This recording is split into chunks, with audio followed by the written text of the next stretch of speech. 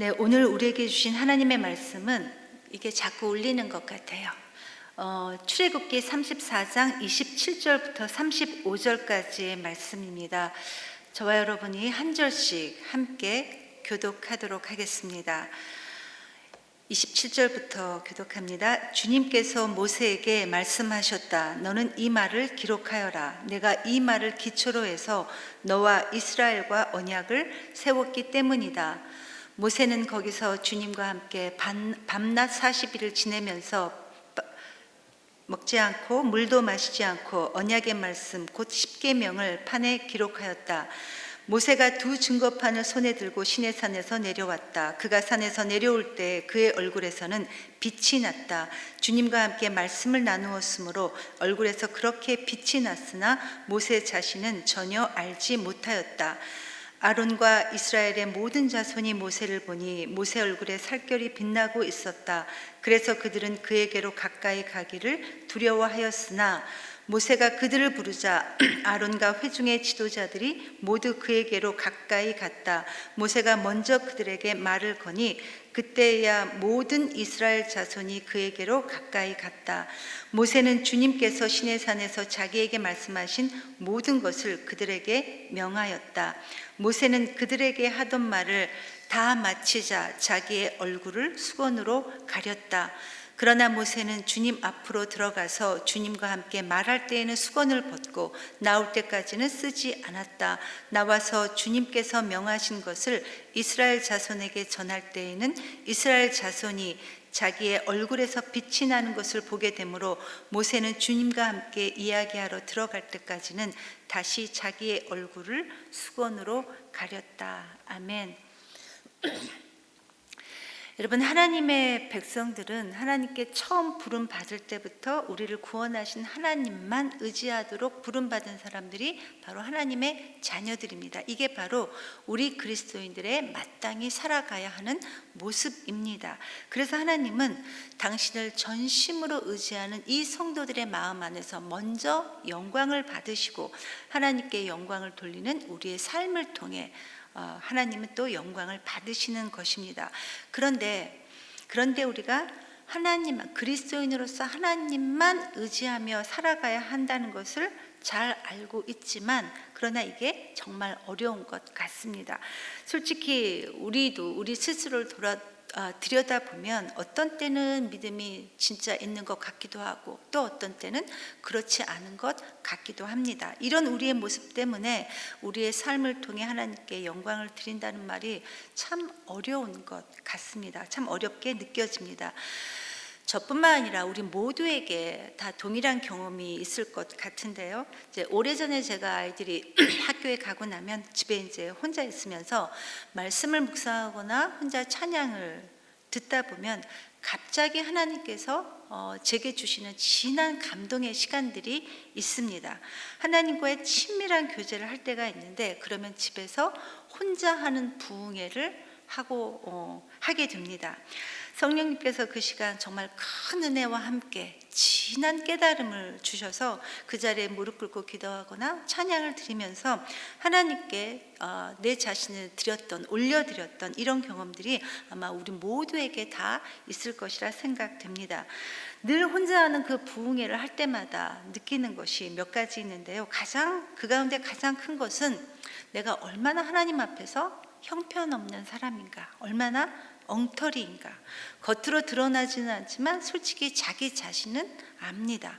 하나님을 사랑한다고 하면서 하나님을 따라간다고 하면서 얼마나 많이 하나님께 불순종하고 내 마음대로 내 중심적으로 살아갔는가 정말 자기 자신은 알고 있습니다. 그런데도 이 엉터리 같은 사람한테 오히려 우리 하나님께서는 더 많은 은혜의 손길로 더 많은 하나님의 사랑으로 우리에게 다가와서 우리를 사랑해 주시는 그 사랑을 진하게 그 혼자 하는 부흥회를 할 때마다 깨닫게 됩니다. 그리고 이어 하나님께 우리의 고백과 결단을 드리게 되죠. 하나님 감사합니다. 부족하지만 정말 형편없지만 그래도 이제부터 잘 살겠습니다. 그리고 부족한 이 모습 이대로 하나님 저를 사용해 주십시오라고 고백과 함께 결단도 하고 또 하나님 앞에 헌신을 다짐하기도 합니다. 이렇게 하면서 우리는 조금씩 날마다 주님께서 원하시는 모습으로 성장해 가는 것 같습니다. 우리가 방금 찬양 드렸던 찬양 중에서 찬송가 442장이 있는데 이 찬송가의 3절 가사가 이러합니다. PPT 좀 띄워주시겠어요? 그 3절 가사가 밤 깊도록 동산 안에 주와 함께 있으려 하나 괴로운 세상에 할 일 많아서 날 가라 명하신다. 주님 나와 동행을 하면서 나를 친구 삼으셨네. 우리 서로 받은 그 기쁨은 알 사람이 없도다. 주님과 함께하는 그 시간이 너무 좋아서 나는 정말 밤이 깊도록 밤이 새도록 주님과 함께 그 동산 안에 머물고 싶은데, 근데 주님은 이제 나가라, 이제 이 세상으로 나가야 한다고 우리의 등을 떠미신다는 거예요. 그렇게 해서 등 떠밀린 우리가, 등 떠밀려 나온 이 우리가 이 척박한 세상에 나와 살 때 어떤 힘으로 살아가느냐.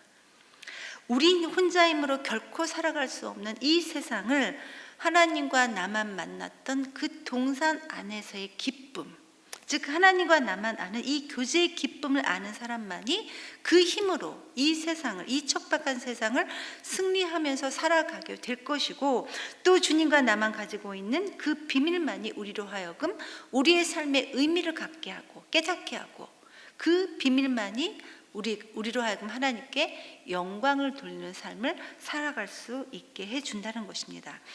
여러분, 이 땅에서의 우리의 삶은 반드시 다른 사람에게 영향력을 끼치게 되어 있습니다. 이 세상에 그 누구도 영향력을 끼치지 않는 사람은 단 한 사람도 없습니다. 단지 그 영향이 선한 것이냐 악한 것이냐의 차이일 뿐입니다. 주의 사랑과 은혜를 입은 저와 여러분들이 이왕이면 이 세상에 나와 살 때 그리스도의 선한 영향력을 끼치는 우리 모두가 되기를 정말 기도합니다. 오늘 우리가 살펴본 이 본문의 말씀은 이스라엘의 범죄로 깨졌던 하나님과의 관계가 하나님의 용서해 주심, 하나님의 자비하심으로 이제 회복되었고, 그 언약이 회복되었다는 상징으로 모세가 다시 하나님 앞에 들어가서 그 돌판에 하나님의 계명을 받아가지고 다시 내려오는 장면입니다. 그런데 여기에서 특이한 것은 모세 선지자가 하나님과 더불어 있었기 때문에 그 얼굴에 광채가 나서 그 얼굴에 빛이 난다고 그렇게 말씀하고 있습니다. 그런데 그 영광의 빛이 얼마나 눈이 부셨던지 이스라엘 백성들이 제대로 쳐다볼 수가 없어서 모세가 그 수건으로 얼굴을 가려야만 했습니다.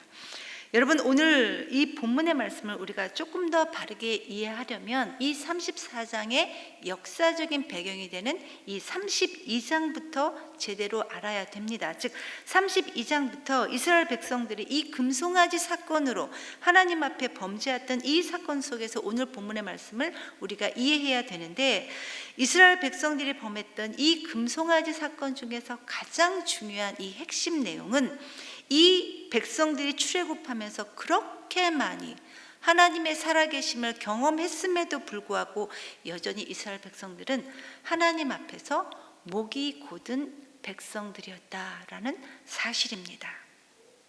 출애굽했던 이 이스라엘 백성들이 그 오랜 동안 애굽의 노예로 있다가 하나님의 은혜로 출애굽했던 이 이스라엘 백성들이, 그들이 기대했던 하나님은 자기네들의 현실적인 필요를 채워주어야만 하는 그런 신이었습니다.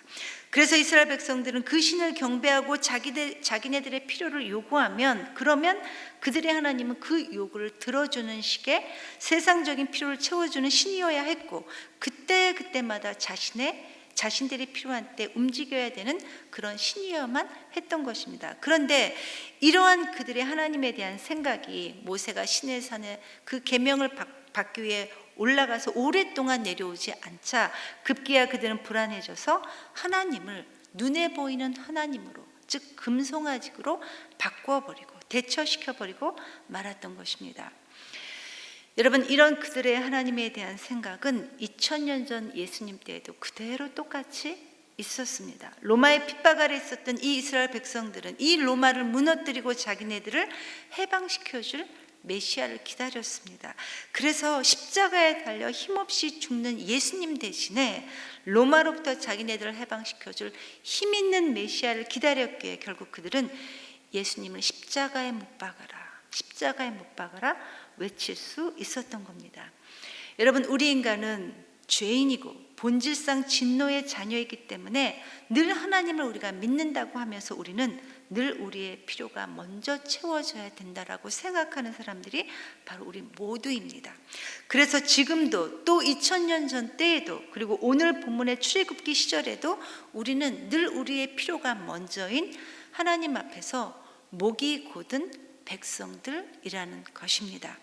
오늘 본문에서 이런 목이 곧은 이스라엘 백성들에 대해 우리 하나님은 진노하셨고 이들을 완전히 진멸시키려 하였지만 오히려 모세는 자기의 생명을 걸고 하나님의 은혜와 자비가 이 이스라엘 백성들에게 주어져야 할 것을 간절히 중보하며 기도하고 있습니다. 그런데 여기에서 우리가 주목해야 될 것이 무엇이냐면, 모세가 하나님께 드렸던 그 기도의 근거가 자신에게 은총을 베푸셨던 하나님과의 친밀한 관계, 즉 하나님과 그 동산 안에서 누렸던 그 친밀한 관계에 호소하고 있다라는 것입니다. 34장 8절 9절입니다. 모세가 급히 땅에 엎드려서 경배하며 아뢰었다.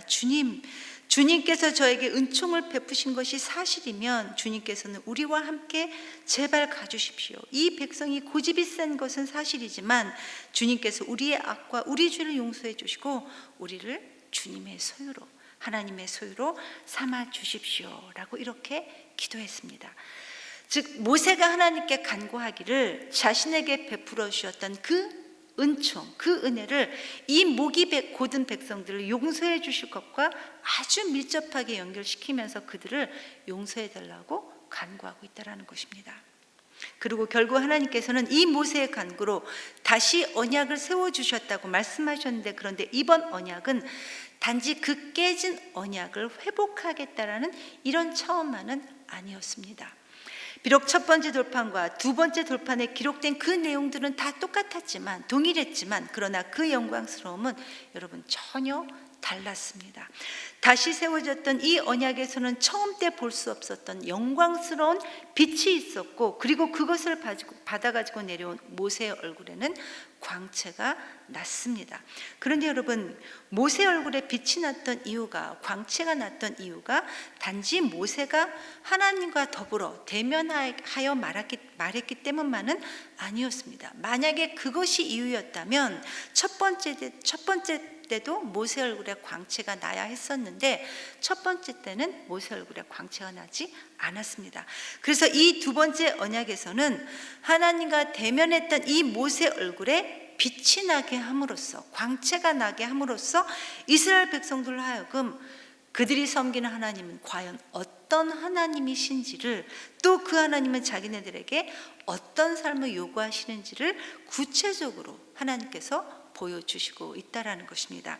즉 우리 하나님은 그들이 생각하고 있었던 하나님보다, 우리가 생각하고 있는 이 하나님보다 훨씬 더 높은 차원의 하나님이시라는 것을 참혹한 실패를 경험했던 이 이스라엘 백성들에게 다시 알려주시고자 그렇게 했던 것입니다. 여러분, 우리도 금송아지를 만들어냈던 이 이스라엘 백성들과 별반 다르지 않은 것 같습니다. 우리도 그들처럼 하나님보다, 하나님의 그 능력을 이용해서 우리의 필요, 우리의 욕심을 채우고자 하는 사람이 바로 우리 모습이기도 합니다. 뉴스를 보다 보면 늘 우리를 작아지게 하는 그런 뉴스들을 참 많이 접하게 되는데요. 그리스도인들의 안 좋은 이야기들을 참 많이 접하게 되는데, 교회를 세습한다거나 목회자의 성폭력이나 또 그들 사이에서 어떤 권력 유지를 위한 그런 권력 싸움이라든지 재정 사고라든지 이런 이야기들이 나올 때마다 마치 세상의 죄악된 모습들, 세상의 정치판을 보는 것하고 정말 똑같은 것 같습니다. 그런데 참 아이러니한 것은 그들 모두가 다 이구동성으로 하나님의 영광을 위하여, 하나님의 이름으로 그렇게 한다고 하는 것인데, 그런데 정작 실제의 모습은 하나님의 이름을 빙자해서 그들의 제국을 쌓는 모습이지 않나라는 이런 생각을 갖게 한다는 것입니다.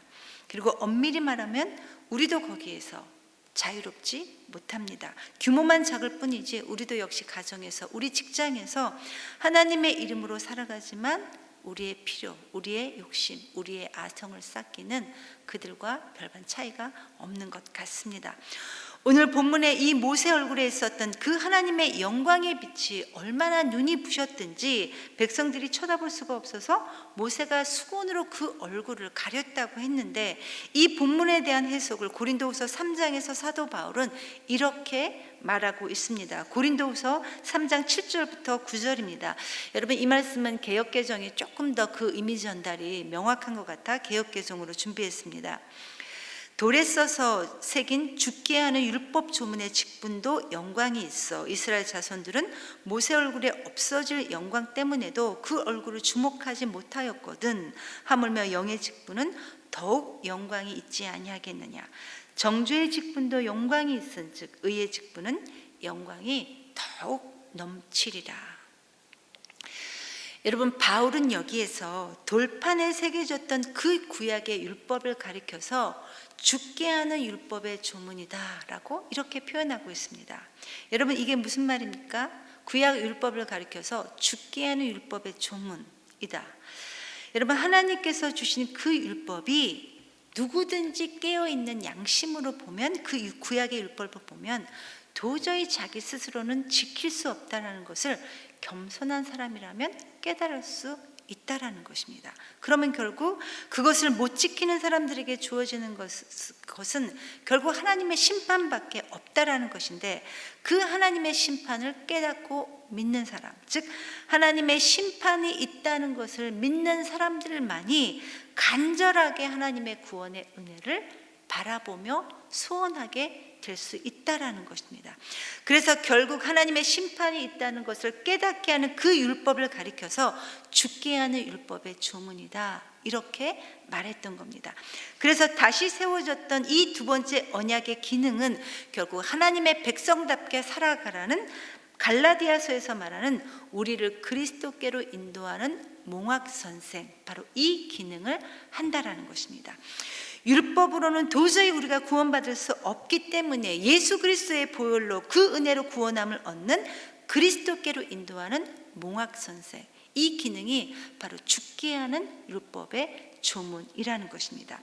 그런데 그 하나님의 심판을 전하는 그 죽게 하는 율법을 받을 때에도 모세에게 임한 그 하나님의 영광 때문에 감히 그 얼굴을 쳐다보지 못했다고 한 것인데, 그렇다면 사람을 영원히 살리는 이 예수 그리스도의 복음의 직분에는 하나님의 영광이 더하지 않겠는가, 이런 의미로 지금 사도 바울은 말하고 있는 것입니다.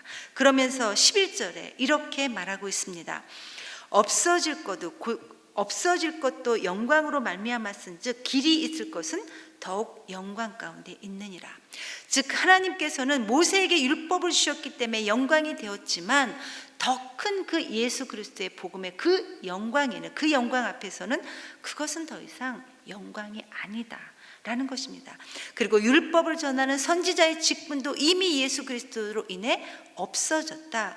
결국 없어질 직분도 그렇게 영광스러웠는데, 모세의 얼굴도 그렇게 영광스러웠는데, 그렇다면 이 세상 끝날까지 영원히 존속될 그 복음의 증인된 그 직분의 영광은 얼마나 크겠느냐 하면서 사도 바울이 갖고 있는 그 예수 그리스도의 복음의 직분의 긍지를 이렇게 바울은 표현을 했던 것입니다. 여러분, 사도 바울은 소위 이 세상 버전으로 말하면 내세울 만한 것이 아무것도 없었던 사람이 바로 바울이었습니다. 물론 그가 문벌 좋은, 학벌 좋은 가말리엘 문화생이고 바리새파 출신이고 또 당대에는 쉽지 않은 그 로마의 시민권을 갖고 있었기는 하지만, 그러나 그가 그리스도인이 되고 나서는 정말 세상에 말하는 출세라고는 그는 정말 가진 것이 아무것도 없었던 그런 사람이었습니다. 오히려 그 복음 때문에 40에 하나 가만매를 여러 번 맞았던 사람이 이 바울이었고, 같은 동족 유대인들에게서는 배신자라는, 변절자라는 이 꼬리표가 늘 따라다녔던 사람이 바로 바울이었습니다. 유대인들에게도 환영받지 못했습니다. 그렇다고 해서 여러분 그리스도인들 사이에 바울이 환영받았습니까? 아니요, 그렇지 않았습니다. 오히려 그리스도인들 사이에서는 의심받았던 사람이 바로 바울이었습니다. 그래서 바울은 늘 그의 서신서를 통해서 그리스도 안에서 사도된 나 바울은 이라고 그 인사말을 시작할 정도로 자신의 사도직을 다니는 곳곳마다 변론해야만 했던 사람이 바로 사도 바울이었습니다. 그럼에도 불구하고 바울은 자신의 그 복음의 직분, 그 복음의 사도가 된 것을 이렇게 지금 자랑하고 있는 겁니다. 이게 바로 복음의 영광이라는 것입니다. 여러분, 이제 우리도 사도 바울이 자랑했던 그 복음의 직분 우리도 받아 누리고 있습니다. 그런데 여러분, 오늘 본문을 보면 이 영광스러운 직분에 비하면 정말 아무것도 아니라 할 수 있는 그 모세의 영광을 보고도 모든 백성이 두려워했다라고 이렇게 말하고 있는데, 출애굽기 내용만 보면 마치 모세가 그 얼굴을 수건으로 가렸던 이유가 백성들이 두려워하기 때문이라고만 보일 수 있지만, 그러나 사도 바울은 이 부분에 대해서 또 이렇게 말하고 있습니다. 고린도후서 3장 13절 말씀입니다. 모세는 이스라엘 자손이 자기 얼굴에 광채가 사라져가는 것을 보지 못하게 하려고 그 얼굴에 너울을 썼지만 우리는 그와 같은 일은 우리는 하지 않습니다. 즉 모세가 수건을 쓰고 벗고 이렇게 했던 이유는 이 영광은 결코 영원한 영광이 아니라는 것을 그 모세가 알았기 때문에 혹시라도 백성들이 오해할까 봐 그렇게 했다라는 것입니다. 자기 얼굴에 나타난 이 영광은 곧 없어질 잠시 동안의 영광인데, 그리고 나중에 정말 더 큰 영광이 올 건데, 행여나 이스라엘 백성들이 자기 얼굴에 빛나고 있는 이 광채가 영원한 것인 줄 잘못 오해할까 봐 그렇게 했다라는 것입니다. 비록 지금 내 얼굴에서 이렇게 광채가 임하지만 이건 잠시 동안의 영광일 뿐, 이 뒤에 있을 더 큰 영광을 너희들은 사모해야 한다라는 이 말씀을 말하고 있다라는 것입니다. 그래서 심판받을 수밖에 없는 이 율법을 통해서 너희들은 더 큰 영광, 즉 하나님의 구원을 바라봐야 하기에, 그래서 모세가 그 얼굴을 수건으로 가렸다고 사도 바울이 이렇게 말하고 있는 것입니다. 이런 측면에서 모세는 정말 사려 깊은 선지자였고, 이런 모세의 심중을 꿰뚫어 보았던 사도 바울도 그 깊은 영적인 통찰력을 지금 우리에게 전해주고 있는 것입니다. 여러분, 모세는 진심으로 이스라엘 백성들을 사랑했던 선지자였습니다. 모세가 그 얼굴을 수건으로 가리긴 했지만 여전히 그 얼굴에 광채가 났다라는 것은, 빛이 났다라는 것은 하나님께서 특별히 모세에게만 허락해 주셨던 영광이었습니다. 하나님께서는 자신의 목숨을 걸고 이스라엘 백성들을 위해 기도했던 이 모세에게 자신과 대면하여 말할 수 있는 그런 큰 은혜를 모세에게 주셨고, 감히 다른 사람들이 가까이 할 수 없는 그 얼굴에 빛나는 광채를 모세에게 주셨습니다. 그래서 이스라엘 백성들은 그 빛나는 모세의 얼굴을 통해 하나님의 영광을 보게 되었던 겁니다. 이러한 사실이 모세 자신에게는 얼마나 큰 영광이었을까. 그러나 이스라엘 백성들을 진심으로 사랑했던 모세는 하나님께서 주신 그 영광의 자리를 마다하고 그들로 하여금 더 큰 예수 그리스도의 그 구원의 은혜를 사모하게 함으로써 그들의 미래를 하나님께 지금 내어드리고 있다라는 것입니다. 그리고 그 수혜자가 바로 이 자리에 있는 저와 여러분입니다. 사도 바울의 표현처럼 이 모세의 영광보다 더 큰 영광의 광채를 지금 우리 모두가 받았다라는 것입니다. 이게 바로 복음의 영광, 예수 그리스도의 은혜입니다. 이런 측면에서 오늘 말씀은 과연 예수 그리스도의 그 복음의 직분을 가진 우리가 어떻게 살아야 주님의 영광을 드러낼 수 있는가를 지금 우리에게 말씀해 주시고 있는 것입니다. 성도 여러분, 우리 그리스도인들의 삶은 말로 나타나지 않습니다. 우리의 삶으로 나타납니다. 이건 모든 그리스도인들에게 똑같이 적용됩니다. 세상 사람들은 우리가 진짜 하나님을 믿는 사람들인지 아니면 무늬만 그리스도인지를 다 보고 있습니다.